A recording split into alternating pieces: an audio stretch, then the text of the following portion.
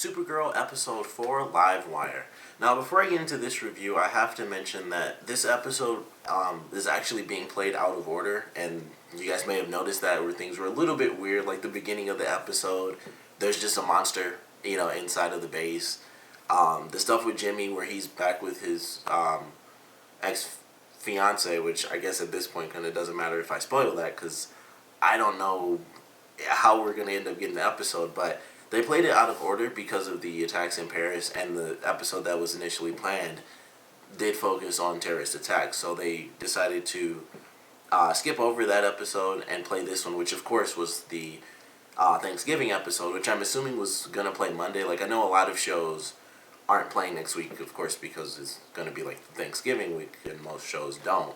But I'm assuming they were going to play it because it was Thanksgiving, or they were just going to do it after, and that's how they were going to kind of go about it. But this episode was out of order, unfortunately, in a lot of different ways actually.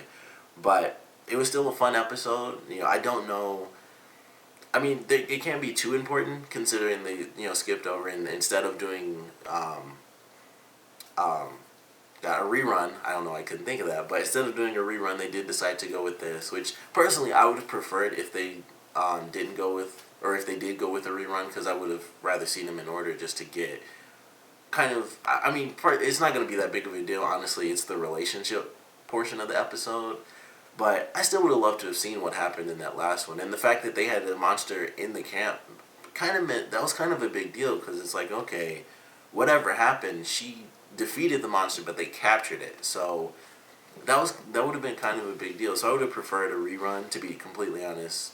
But I certainly enjoyed this episode, because not only do we get Kara she sort of has to deal with being hated a little bit over the radio. Like, this woman kind of is just trashing on her in the beginning, and everybody's listening like, what the heck? And then I love when they showed Win, and it was like they were talking about the costume, and she's like, he was kind of just like mad, like, I helped make that costume, like, that was my contribution.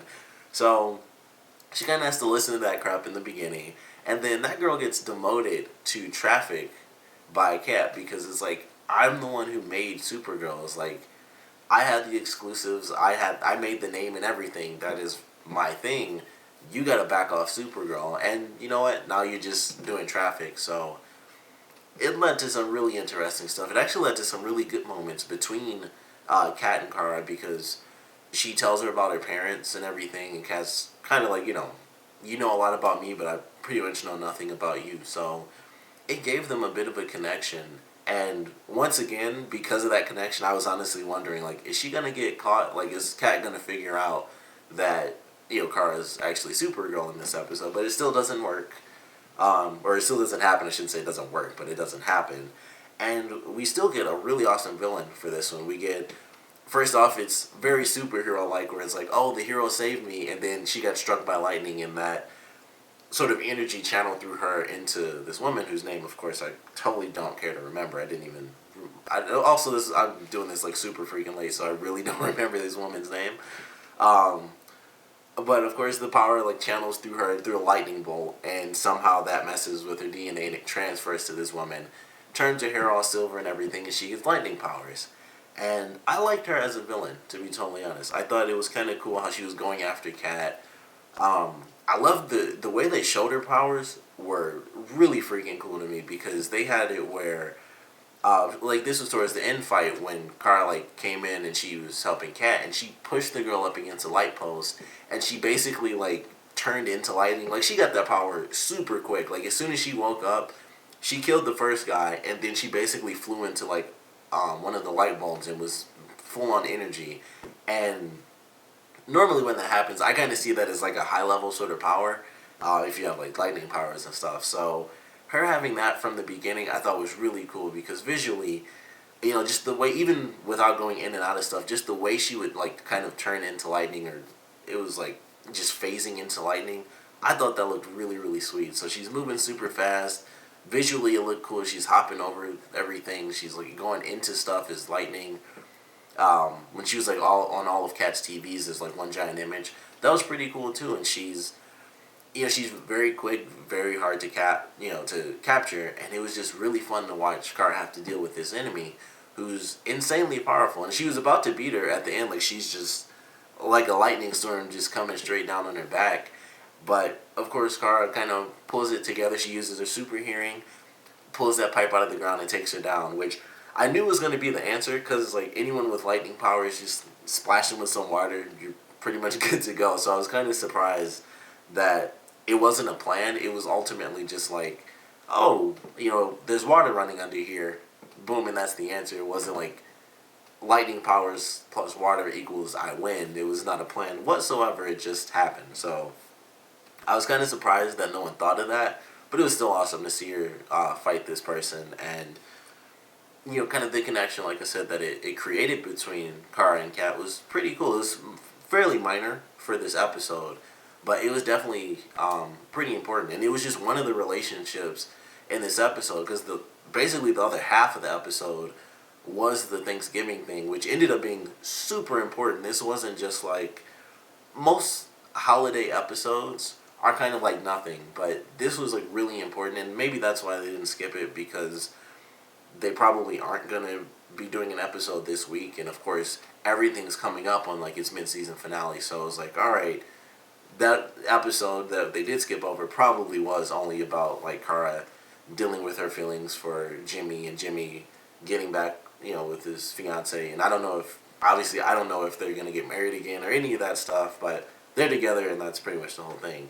So that's probably why they skipped over it, because they didn't want to do a rerun, and it's like, all right, let's just go ahead with this episode. And it does have a very important plot line for it being like, oh, it's the Thanksgiving episode.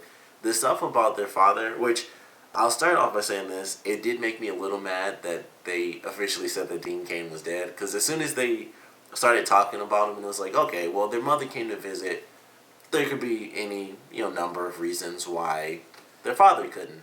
And then I think she may have been talking to Kara when she said, like, she was talking to Kara's sister, whose name I also can't remember. I want to say Alex, I hope. I'm honestly just going to look it up, because I can't remember. It always bugs me that I can't remember. It is Alex, okay, so I do remember her name, which is good. But she was talking to Alex, and she said, like, would you want your father to see you this way? And when she said that, I was like, he's totally dead. Like, that's not like, he's going to be here, or what if he was here? That was like, what if he was here because he will never be, because he died. So that sucked. I was like, they killed Dean Cain, which really blew. But we got some pretty good flashbacks. We do see the OED, or whatever it is. Once again, I'm pretty sure it's OED. But we see them in the flashbacks. It's still the same guy. We still see Hank. And we find out that he's been trying to get their father. He was trying to get their father for who knows how long. Like, for a very long time. And then it's like, all right, they come in, they try to take Kara away. And he says, you know what, you leave her, I'll go with you, I'll work with you for, however long you need me to. So that in itself says a lot, because they do mention the fact that things kind of started up even before Clark was there, and I talked about this before, but the whole thing started before Clark, and then it kind of just picked up after that happened.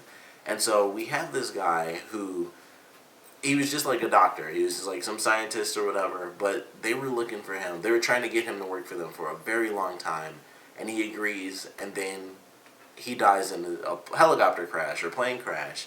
So now we have, not only is Hank possibly an alien because of the whole glowing eye thing, now we have it where we find out that Kara and Alex, his father, worked for him, and he's been in charge for all this time. He knew that, obviously he knew what was going on, and that might be another reason why he let Alex in, because, I don't know, maybe her lineage or something like that. He thought that she'd be just as useful as her father, which I would assume she has been.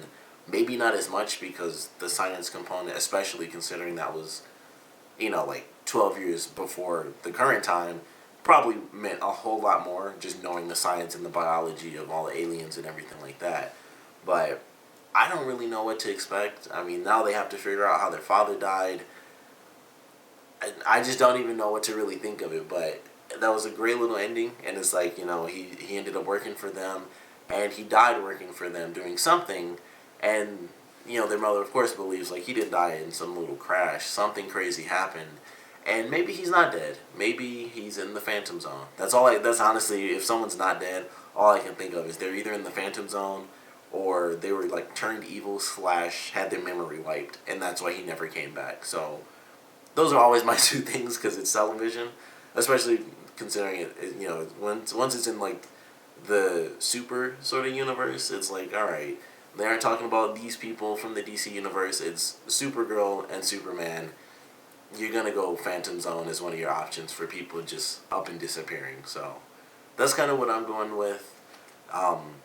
Definitely enjoyed the episode though. It sucks that it was out of order, but it was still a fun episode. And I don't know if we'll ever see the unaired episode on TV. I doubt they do that because it would kind of be pointless unless they decide to do it over Christmas break. Like, here's a special lost episode or something. However they want to play it. I mean, we'll know what episode because it was the first season.